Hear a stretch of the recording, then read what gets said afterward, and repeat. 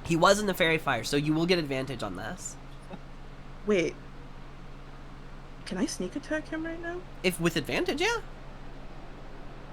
Do it. God. Do it. It's- Get it's his I so- ass. didn't use yeah. it on my turn. Well, sneak attack is once per turn, not once per round. So you do it on your turn and on reaction attacks because that's somebody else's turn, not yours. I couldn't be happier. Okay. Oh, no. Beep, beep, beep, beep. And this is with my claws. Mm.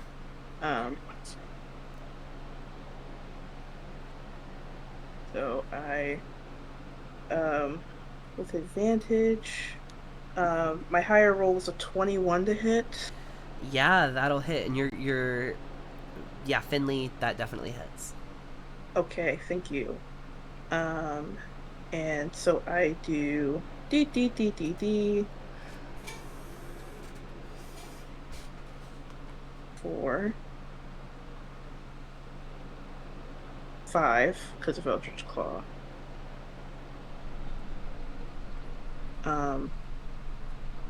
So he takes 5 force, and then I'm sorry. 18. Wait, let me do the math again. I'm so sorry.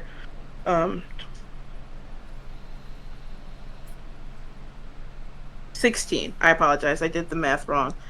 16 slashing damage. Ouch. As he attempts to leave. Is there anything? I guess I probably should have done a grapple. Potentially. But, I don't think you can physically stop Finley from leaving in this very moment. But you catch him on the back, and I mean, shit, if you dealt with this fast enough, you might leave a good enough blood trail to follow if you really wanted to. Yeah. He does take off into flight, but he is bleeding everywhere, and that is obvious. At the end of Finley's turn, Muden's not here, but the Satyr Gus, Desi, who is sitting next to Muden, sees herself come out of this wardrobe, and the difference with Desi is she's actually missing the thumb on her left hand, on the clone. As this clone kind of crawls out, her eyes follow it as it moves next to the fake Muden and picks up one of Desi's hand crossbows.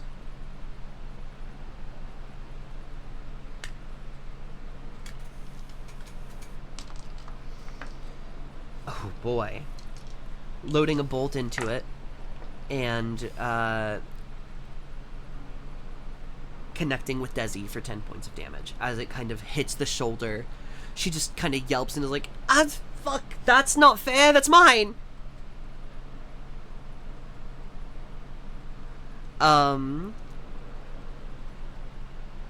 does have 2 attacks because she doesn't have a character sheet. She has a beast sheet, technically. Second attack does not hit.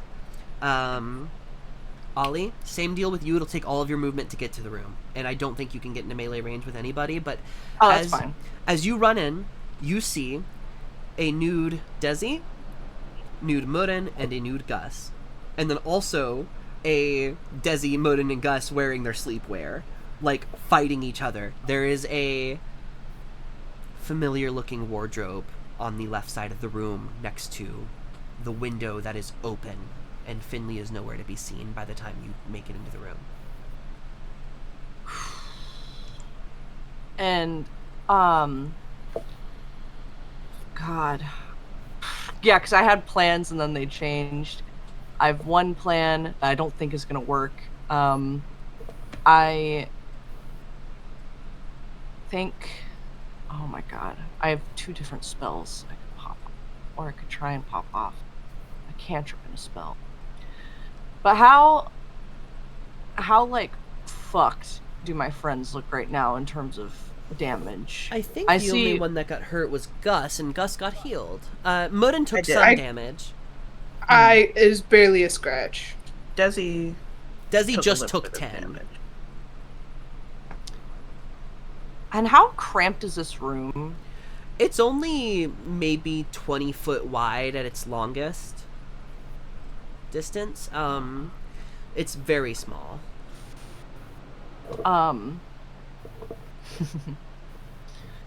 Oh, I haven't done this before. Okay. So, I think as Ollie runs in, let me look up the spell to make sure I'm doing it.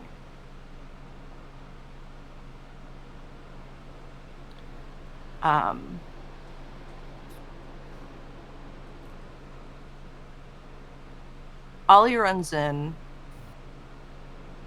and sees this absolute fucking chaos. And as they peel through the door, a moment of panic, clutch their amulet. Malavi, please.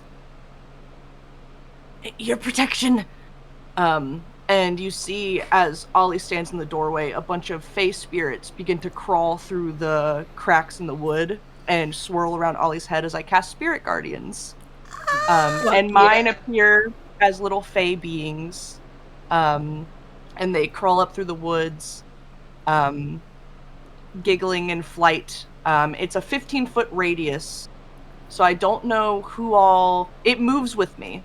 Sure. And I don't know how far into the room I can get, but I'm currently concentrating on that, and that's my action.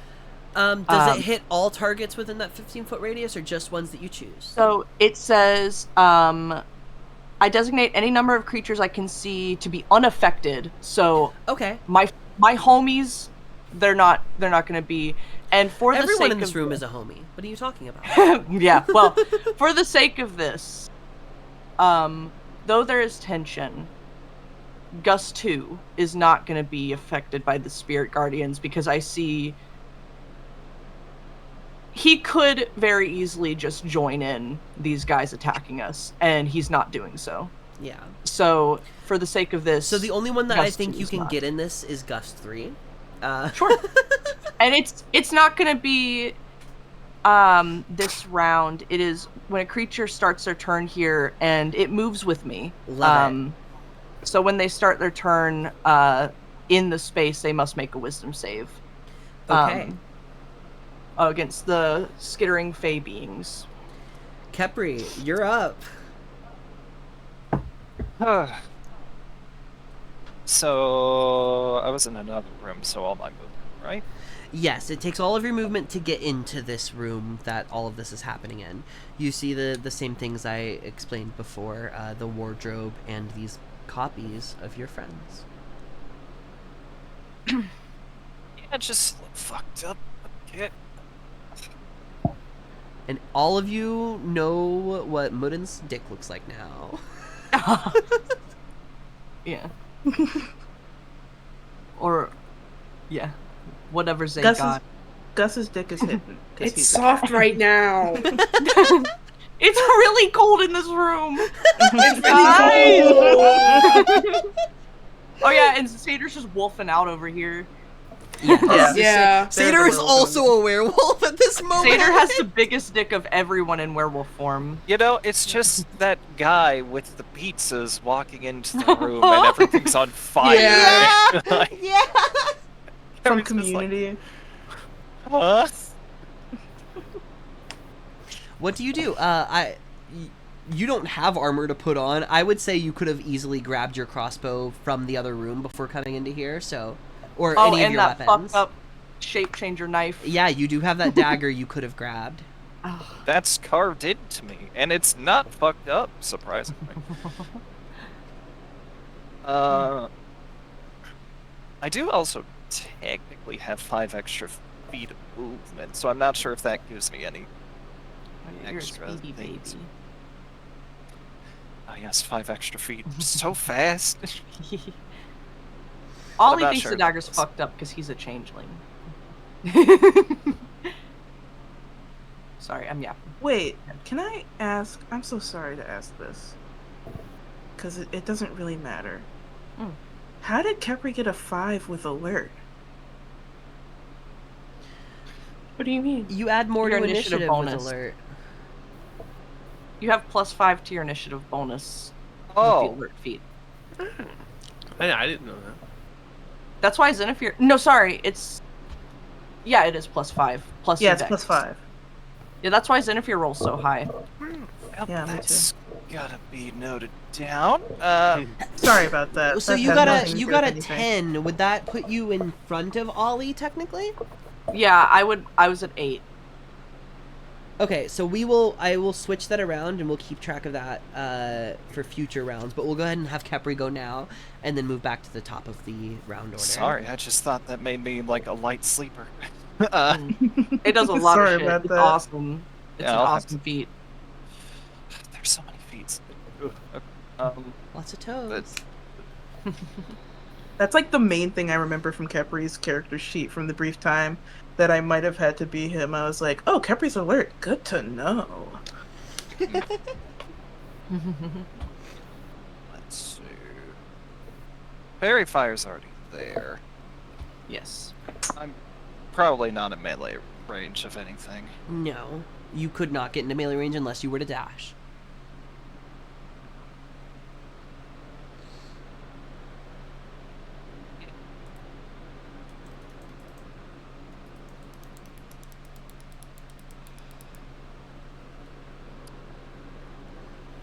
Well, you know what? I don't like the way Death Square's looking at this. We're gonna do bonus action Hunter's Mark Death Squared. Take out the crossbow. Were you hitting Desi, sorry, or Gus? I don't know if I heard you correctly. Des Yes. Okay. squared. Squared. Yes, Thank yeah, I assume. I mean, I don't know. Maybe they sleep naked. It's weird. Rolling. Oh, why do you do this to me? It's fine. I got extra attack. The first hit was natural 1. Do you have advantage because of Fairy Fire? You do have advantage because of Fairy Fire. Oh, do have it. Thank you. Wait, did I catch that? Oh, that's right. I completely yeah, forgot. yeah, you did. I But thought, Hey, no, buddy. I knew there was Remember- an issue with it. Sorry, I couldn't remember when remember if they'd done fairies- something else. Okay. Just don't take this away. This is a very full room right now. It is a full room full of fairies, and the fake creatures.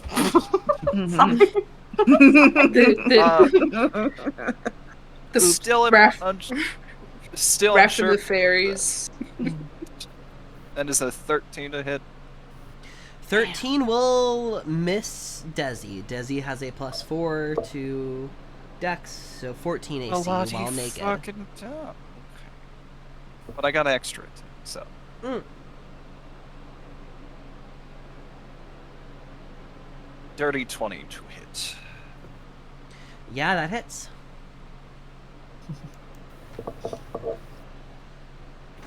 Alright, now for the fun bit of what things do I roll tonight.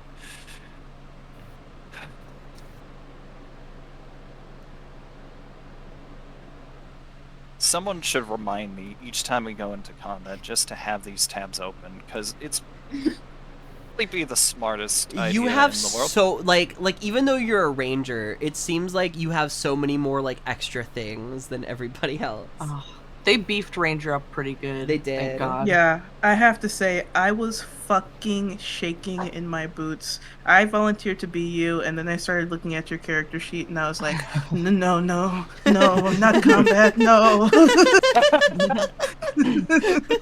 Fair. No, that's fair. Let's see. So, 1d6 from the crossbow bolts. Gonna do another d6 for Gathered Swarm. Hunter's Mark is another d6. Yeah.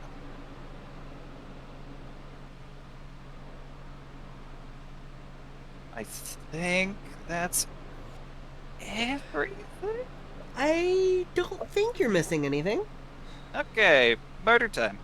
Yeah. 2, 3. Oh. Oh no. And then on +5 to that, that'll be 19 points of piercing. How do you kill the fake Desi? Desi doesn't have that many hit points. Damn. While her like damage output is on par with you guys, her stats otherwise are fairly low, being like a monster and having been like a single opponent in a massive fucking encounter, 19 is enough to do her in. How do you kill Desi squared?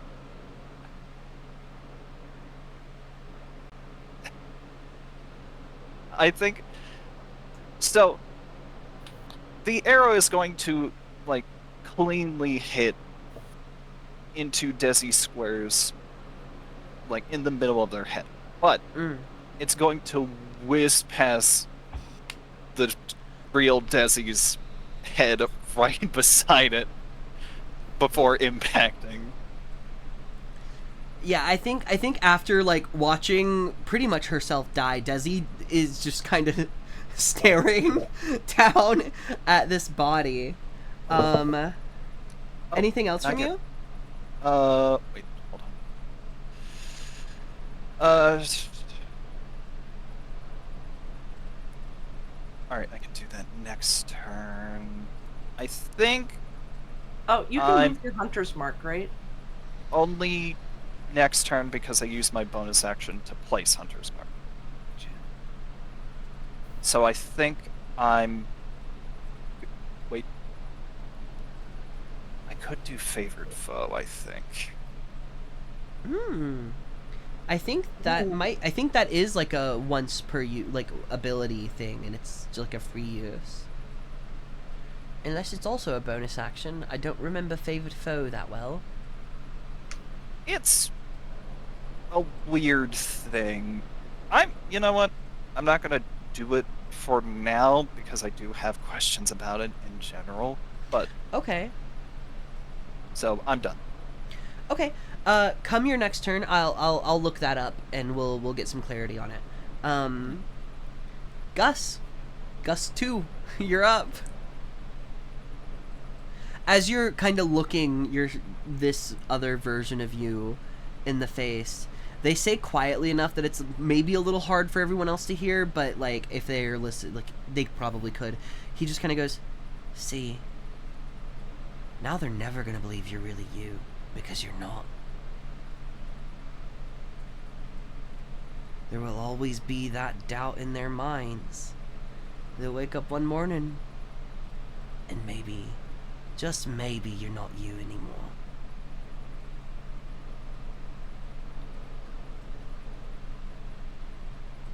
I reach up to choke him.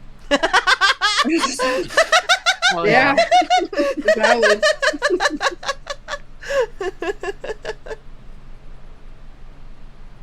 Does he still have fairy fire? He does. You get advantage. Man, I love Lovely. choking. Can you help me homebrew? There are choking mechanics because there is a limited amount of time that somebody can hold their breath, but it would literally take like 6 seconds per round, 10 rounds is 1 minute. It would probably take like 5 rounds to choke somebody out, like 30 or so seconds. How perfect Yeah.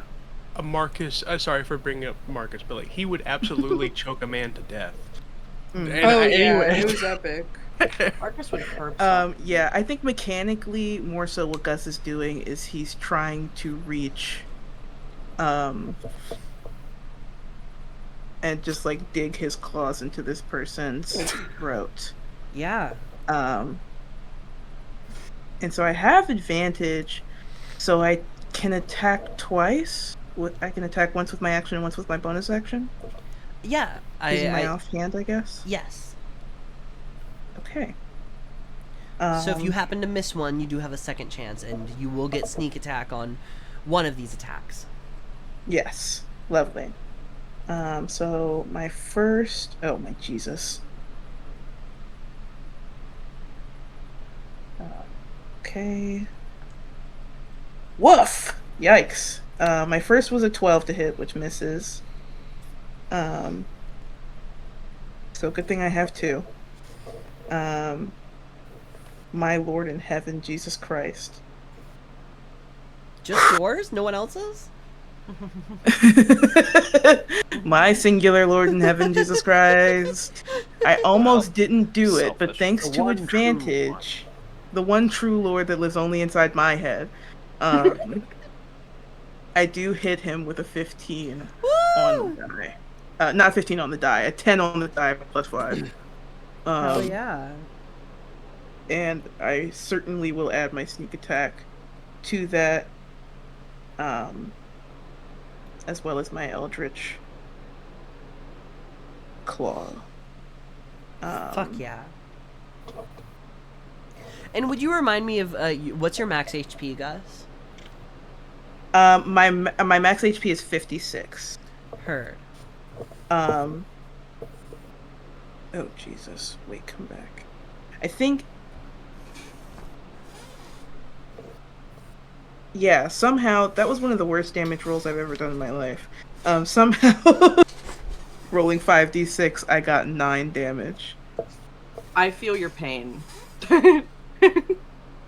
Yeah, that was evil. Heard. Anything else, Gus? You've that was your action, bonus action. You could attempt to move. The Gus cubed would get an attack of opportunity on you. I will. I will attempt to move. Wonderful. They're gonna try to hit.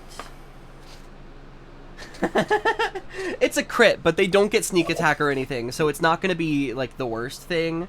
You could choose to take an injury if you really, really wanted to. I will take the damage. I just will uncanny touch. You take 13 halved to 6. Oh, wonderful. So that's not so bad. Yeah. If that had sneak attack on it, oh boy, oh boy. Oh boy, oh boy. I certainly would be in a different scenario. But where do you kind of position yourself? I guess to give a little bit more description of the Mind Palace. You were at the edge of the bed, which is kind of in the back middle of the room.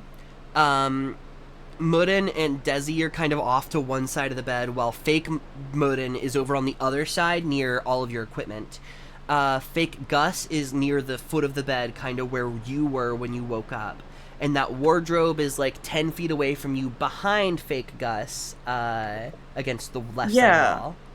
I was actually thinking if I could move past fake Gus directly towards the wardrobe. Of course you can. And my intention is to, I don't know if you would allow me to close it on this turn, but closing my it intention should to just be a free action. I'll let you close it. Boom, closed. That's all I want to do. You slam it shut. But before you do, you kind of just look in past, and I don't know if, like, it's been a while since you have seen the inside of one of these wardrobes, but it does indeed lead to the place you'd expect it. Excuse me. One moment. Sorry.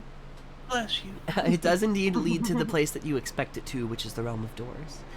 This winding hallway with other doors, possibly leading to other wardrobes, but also sometimes just leading to other doors. This place wasn't made to be nefarious. It is just being used for these purposes. But you slam it shut. There doesn't seem to have been anything else following these already escaped copies out of there. Mm-hmm. Yeah, and I will just turn back to face everyone, and end my turn there in front of the door. Fake Gus goes, right, well, mission unsuccessful, I guess, but, secondary objective, cause as much fucking pain as possible. And, he makes a wisdom saving throw as a bunch of fairies start laughing at him. I rolled a 17 on the die. Oh. He takes half. Okay. Yeah, he gets, yeah.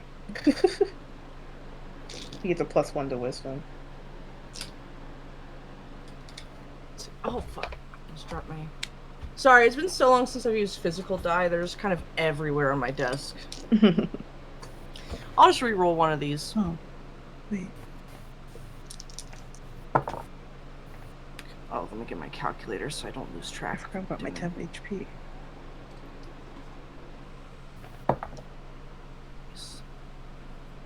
So, we round down for damage, right? Mm-hmm.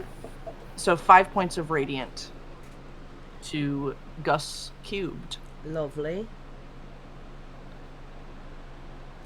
And Gus moves out of the range of that and walks towards Mudin and Desi. That other one of you was Okay. real easy to kill, wasn't it? And it's going to attack Desi. Can I? I'm so sorry to ask this. I moved past him to be 10. Wardrobe, which was at the left side, like far left side of the room, kind of furthest away from the bed, where Desi and Mudin Yes. are. So when I exited his range, that was 5. Mhm. But he's exiting my range, which is 15. Is that correct? That is correct. You would get an attack on him. Yes. Because yes, Thank you so you didn't move yourself out of the range, but him moving further away from the wardrobe would take him out of your range. So That's awesome. That's awesome. Thank you so much. Okay. And he still has Fairy Fire. yes, he does. That's awesome. Please hit. Yay! Okay, a 19 hits. Am I allowed sneak attack on this? You have advantage, so yeah. Thank you so much.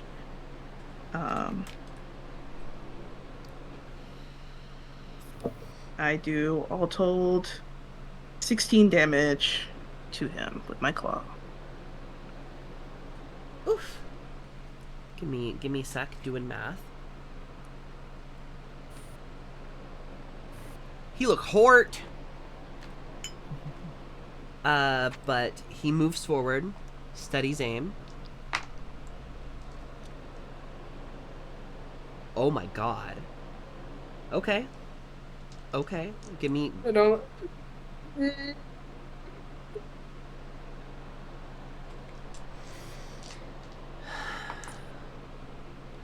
Oh no.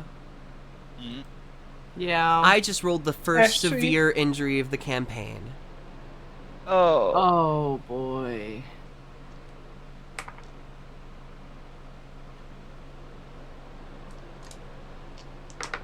Oh. Dead? Ashley. No, Gus squared walks over and goes, that other one of you was real easy to kill. Let's see if we can make it 2 for 2.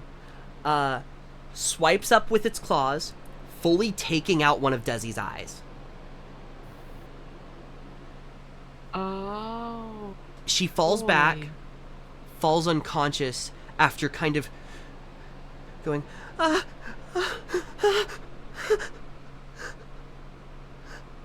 and then whether it just be from the blood loss or the shock, she just falls unconscious.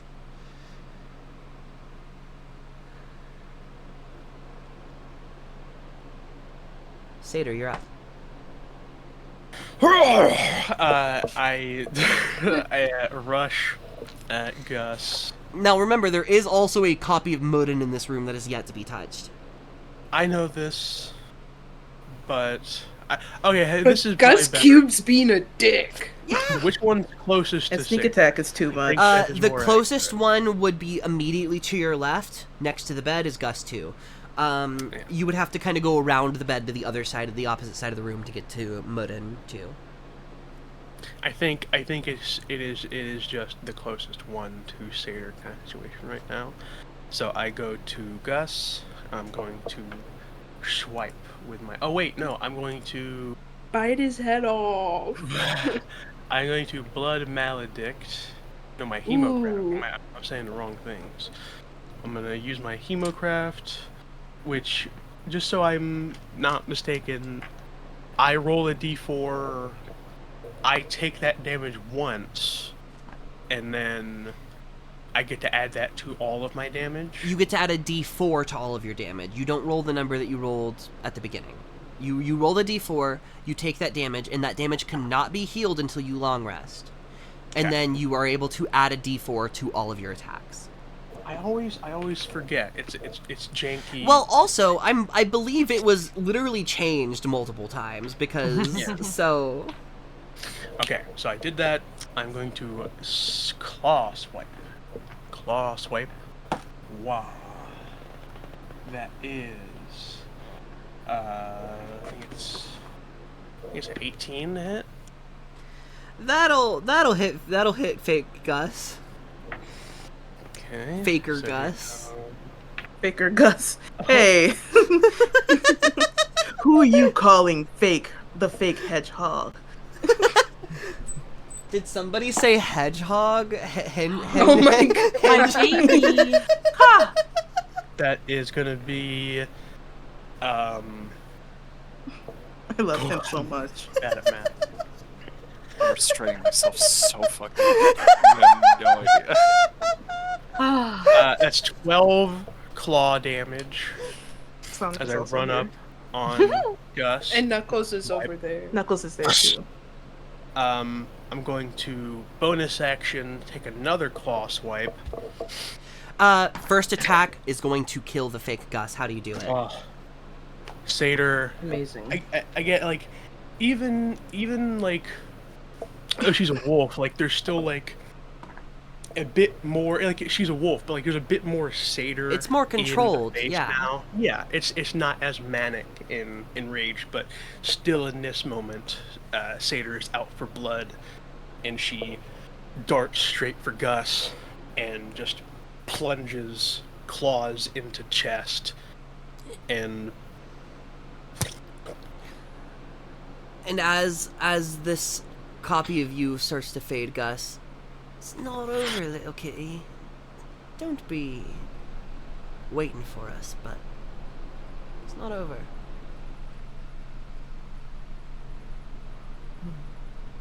I Almost like there is no fear of death within this copy.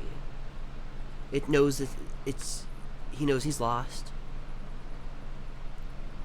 but there's nothing that can be done about that. There is no pained scream. There is no acknowledgement that he's about to die.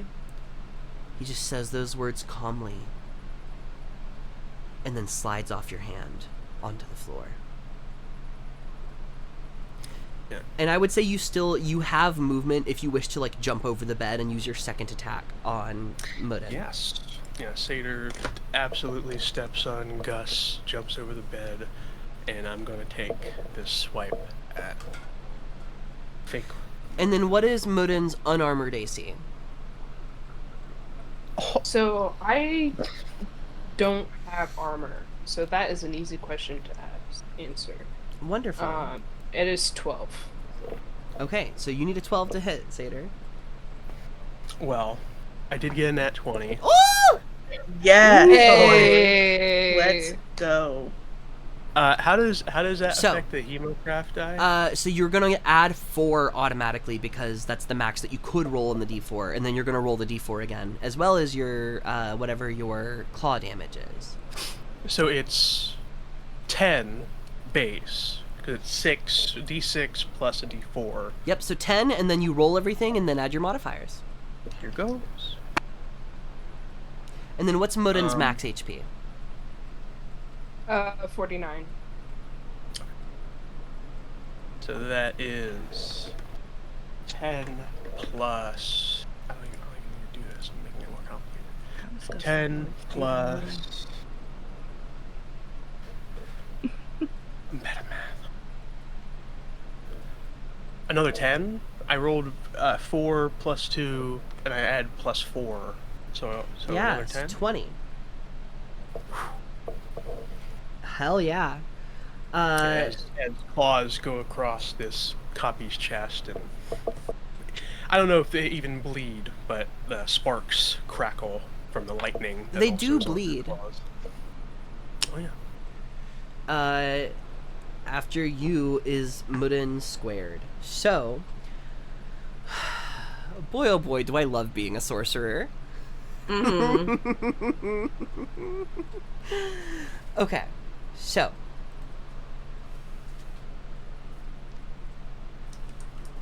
I have to pull this out.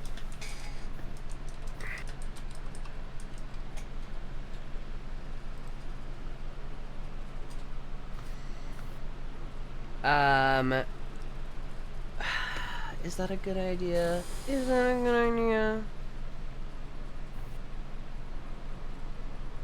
Is that a good idea? Probably not. Probably not really. Twin spell, Mind Sliver. So I need. Counterspell. Oh shit! For real? Yeah. Oh, Okay. nice. Yeah. Nothing happens.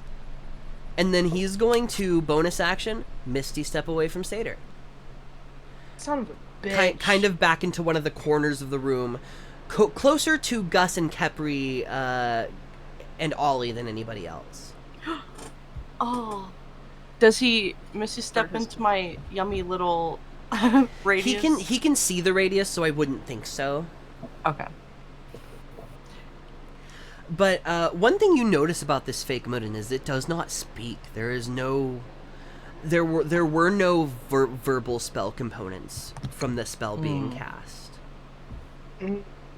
Almost as if in a way maybe like this copy of Murin was not like fully developed yet. Like it almost seems like it cannot make noise from its throat. Huh. Up next is Desi, death saving throw. Okay, success. Murin, you're up. Yeah. You have a Desi unconscious near you. There is fake Gus's body, a second version of you, which seems to be the only assailant left at the far side of the room. What do you do?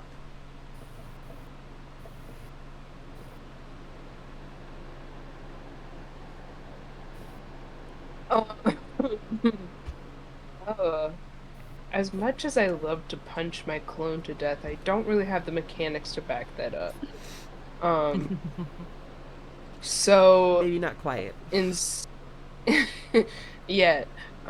So instead I will cast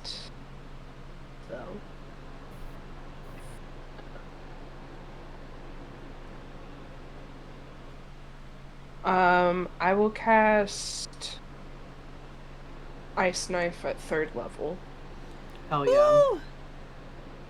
Okay, go ahead and roll to hit. You're aiming for your own AC. Yep. And I forget, with Ice Knife, does the creature that you hit also make the dexterity saving throw, or just any creatures within 5 feet of the initial target? Any creatures within 5 feet. So not the target itself. I would assumed it included the target. Maybe I don't know. Oh no, yeah, it's the target and each creature. Wonderful. So I'll go Dex ahead and- save. I rolled a 4, and I know you don't have a good enough modifier to make that pass. Nope.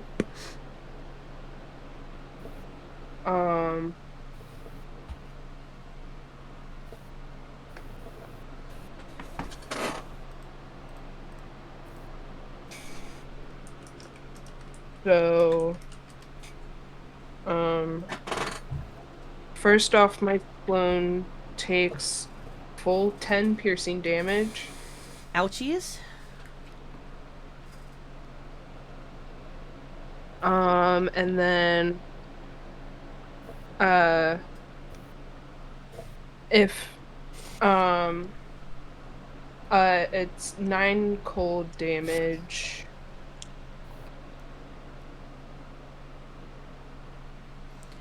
And if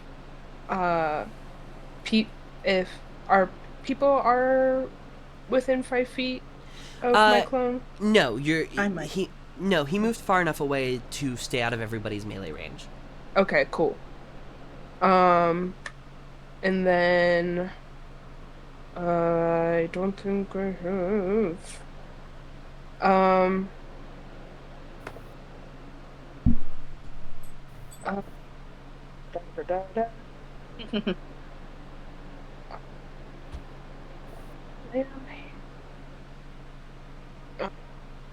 I'll go to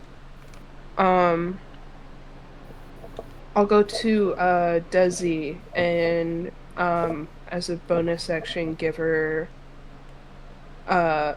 do lay on hands and give her 5 HP back. Ah, wonderful. It's not much, but it'll stabilize her. Yeah, I would say for this kind of instance, she might not be fully awake. Yeah, but like, she's not not at risk dying. of dying. Yeah. Yeah. Anything else, Monan? Nope, that's my turn.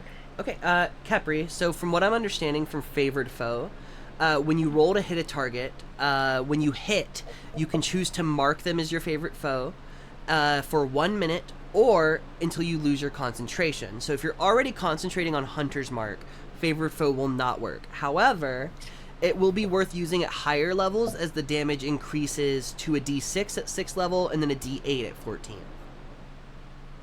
But the first time on your turn that you hit the favorite enemy, you would, including when you mark it, you increase the damage by the die according to your level. I'm so sorry. I forgot that I cast Ice Knife at 3rd level, and so my clone takes an additional 5 damage. Ouchie! I bet.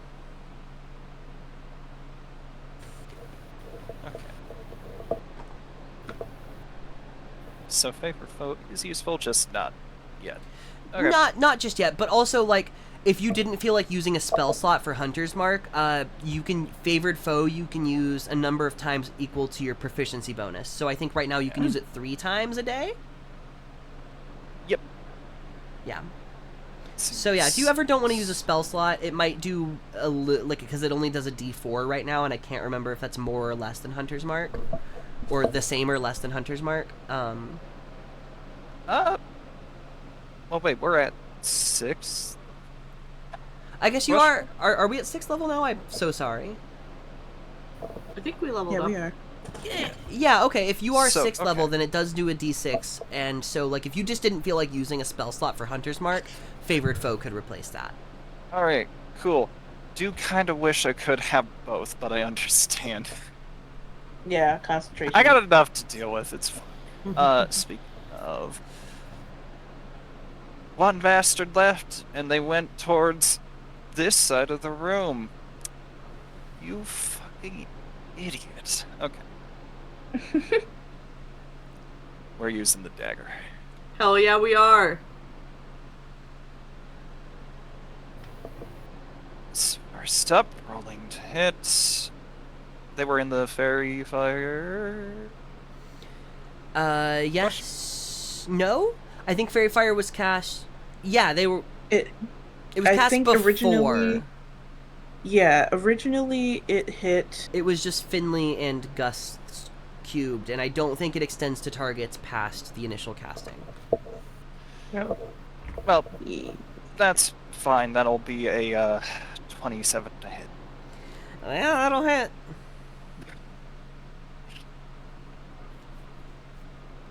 Okay. The fun. Oh, right.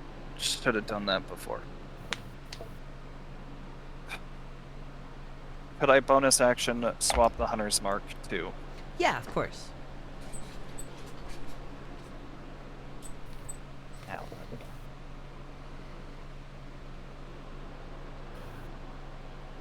D6, 1d6, then the dagger, which is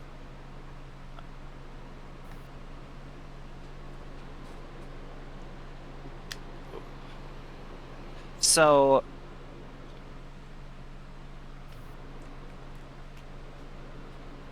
from the dagger's damage, since I imagine that's specific or important. Indeed. That will be 8 piercing, followed up by 10 piercing, not from the dagger, just from Hunter's Mark and Ranger stuff. So, before I describe what the dagger does to this copy, why don't you describe to me how Khepri takes this knife and kills Murren? It's so sad. I know what it does. So,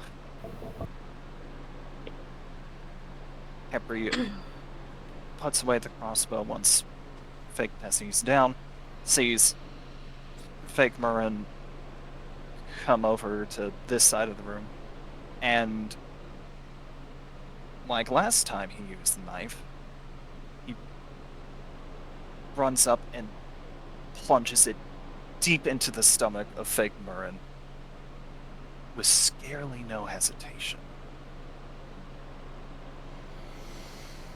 And as it plunges in, you watch as the face begins to contort and shift in front of your very eyes.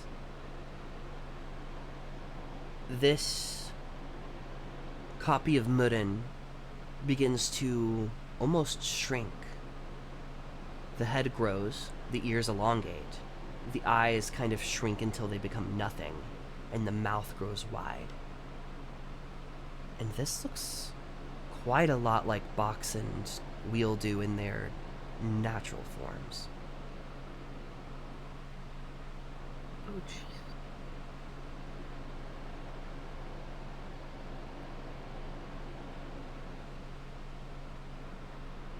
As the fighting begins to settle,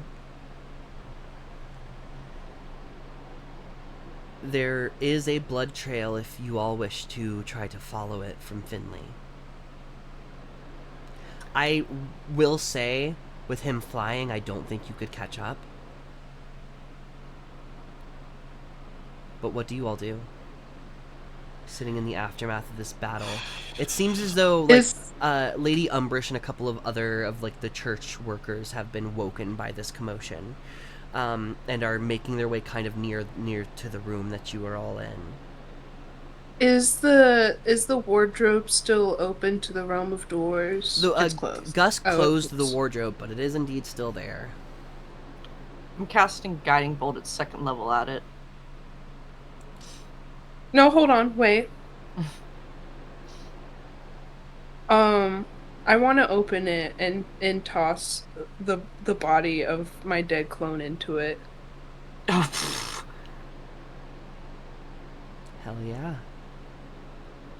You take what you could be convinced is a mimic, but mimicking something that normally they should not be able to. Grab and toss it in.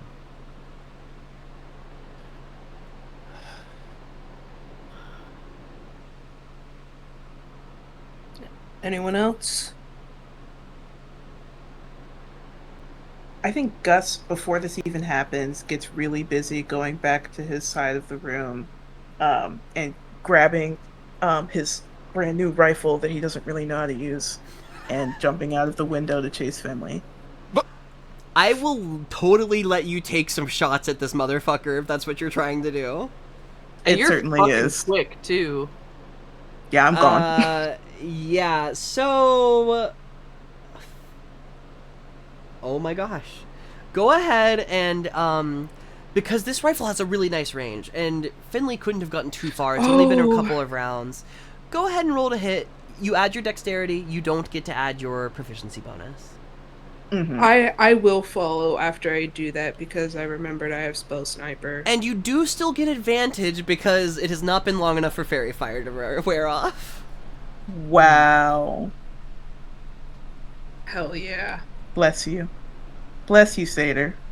Which means, I think in the spell description, it makes them glow a little bit. Right. I don't... And I add my dexterity, you said. Yes, you add your dexterity. I'm trying to remember if you are allowed to add sneak attack with a weapon you're not proficient in. I got a 19 to hit. That'll hit. I'm trying to remember if we get to add sneak attack or not. I'm not sure. Once per turn, You can deal an extra 3d6 damage to one creature you hit with an attack with a finesse or ranged weapon if you have advantage on the attack roll. You don't need advantage on the attack roll if another enemy blah blah blah blah blah blah. Fuck It is yeah. ranged weapon. You get you get your sneak attack. Yeah, I was about to say. I Fuck think yeah. the only You also wake up the whole village. Yeah, that's fine. Yeah, we're shooting pheasants out of the sky. We're duck And then hunting. I'm wanna sorry. see I that do have mail. notes of this. But what damage does this do again? Where is this? Oh lord, did I never send you? So it's going to do 2d6. Oh wow. Yeah, and you add your dexterity. Okay, so 2d6 plus 3d6. Because you are hidden from the creature, you get to add an additional 2d6. Wow.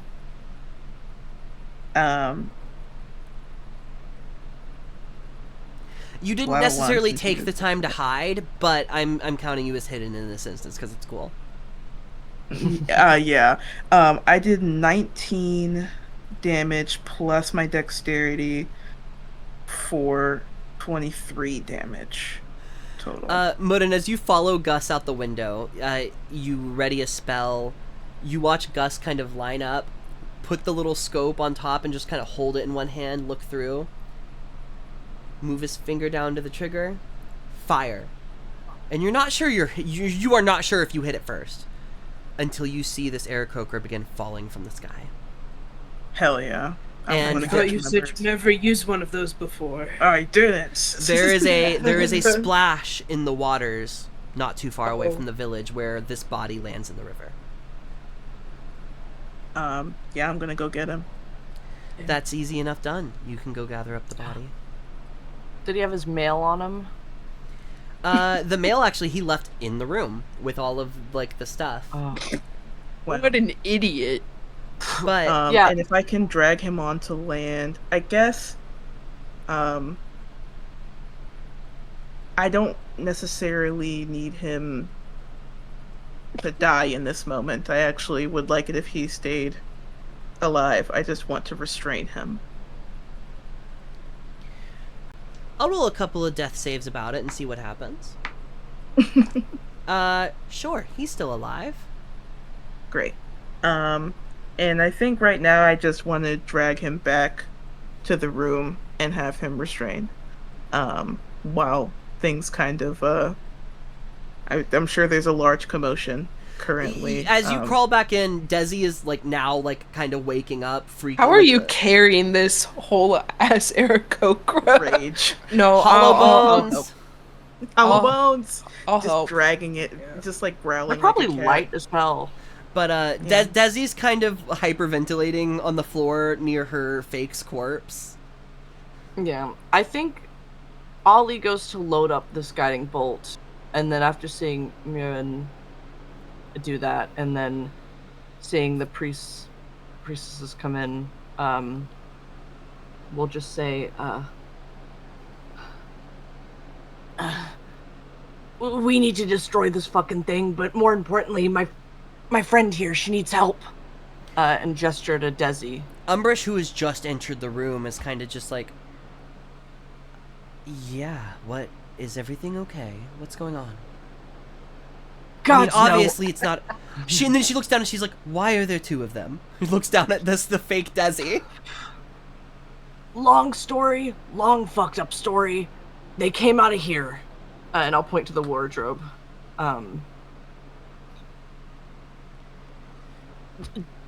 Don't go in. She kind of turns and she moves over to Desi and she's like, come with us, dear. We have people who can help with this. Kind of helps her up off of her feet and then sends Desi off to be looked at by Lake and the half-orc that you heard mentioned earlier, or that you saw earlier. Umbrish stays in this room, and she says, if any of you have put my church at risk, I need more concrete answers than shit's fucked. As the two of you kind of begin crawling back in through the window. I'm gonna go. Do I see them hauling Finley's body? Yeah. You want answers? That one brought this. And I'm gonna, gesturing to Finley's body, I'll go over to the wardrobe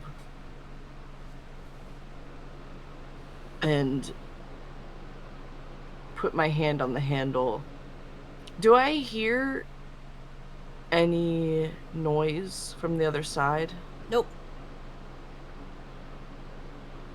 I'll open. As you open it, it reveals behind just the back of a wardrobe.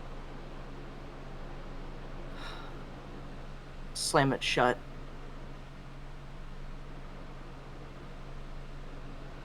Turn around to Umbridge. And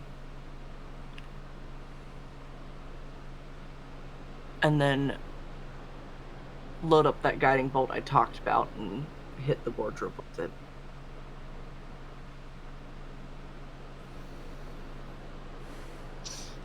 What are the rest of you doing in this moment? Umbridge is, I will say, probably getting, like, the rundown from Ollie. But, like, what do the rest of you do? Yeah.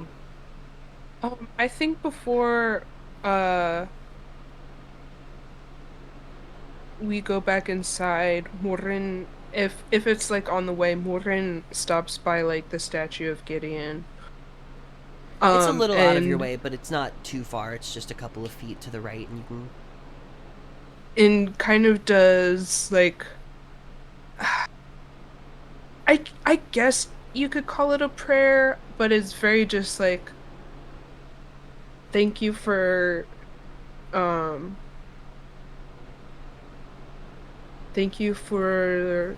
allowing us to stay in your temple.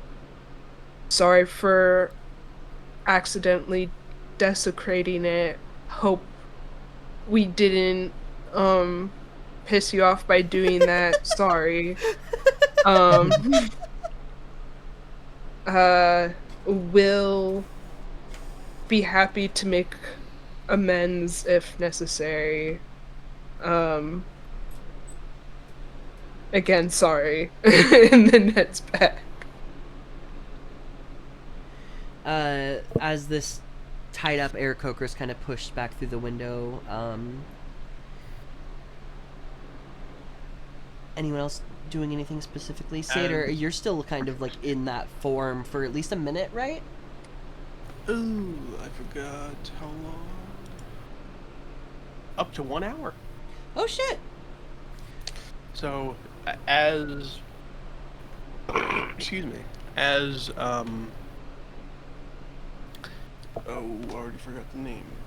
Finley and Gus come back through the window, through these still,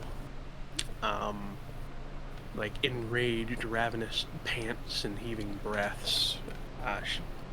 Her gaze, this not feral, but this unletting stare on the both of them as they enter in, and the discussions about what's going on and all this is going on. Just very observant, not sure what to expect next. Capri? Yeah.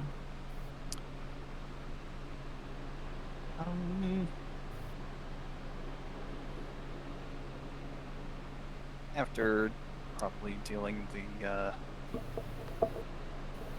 finishing blow to fake Morin.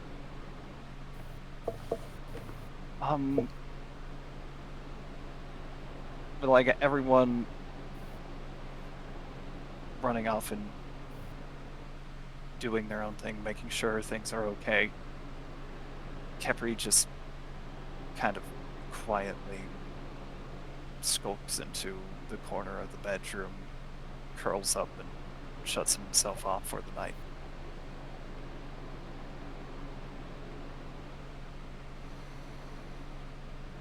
And as you all start to try to recover from this,